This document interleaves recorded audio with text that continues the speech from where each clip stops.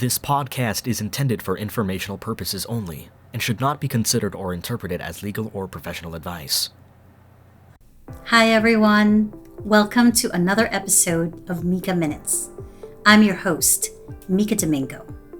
What is probate?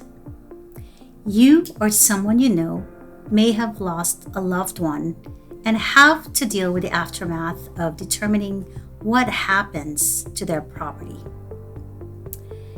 Maybe you've asked yourself about what would happen to your finances, your assets, and your loved ones if suddenly you pass away. If you don't have a will, do you know what would happen then? Probate is a legal process that occurs when the court supervises the administration of the estate of a deceased person who may not have a valid estate plan in place. This supervision may involve an investigation into the validity of a will and ensuring that assets held under the decedent's name are properly distributed to the rightful beneficiaries or heirs.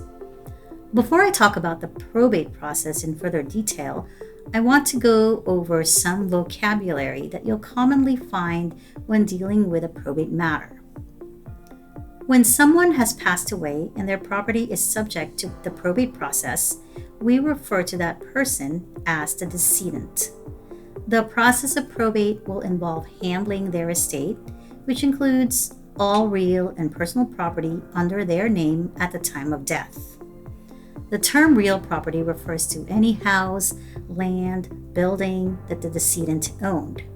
Personal property could refer to everything else, tangible and intangible, that the decedent owned, including investments, bank accounts, digital and intellectual property, and even clothing and jewelry.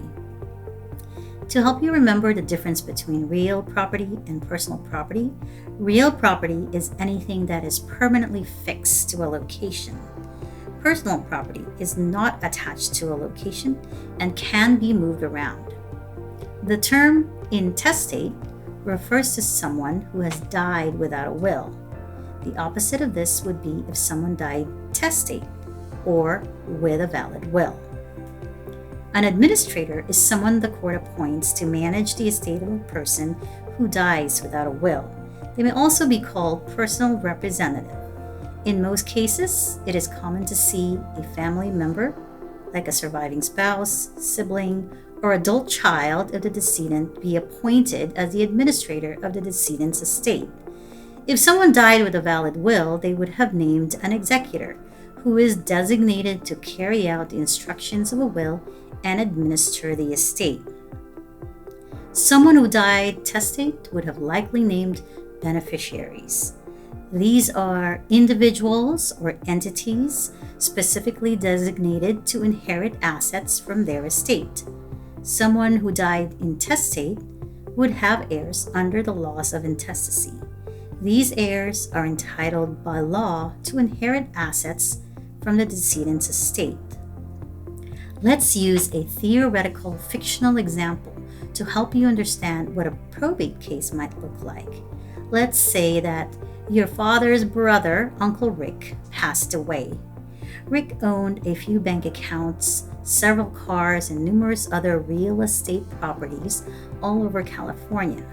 In terms of immediate family, Rick leaves behind his wife and his 4 adult children.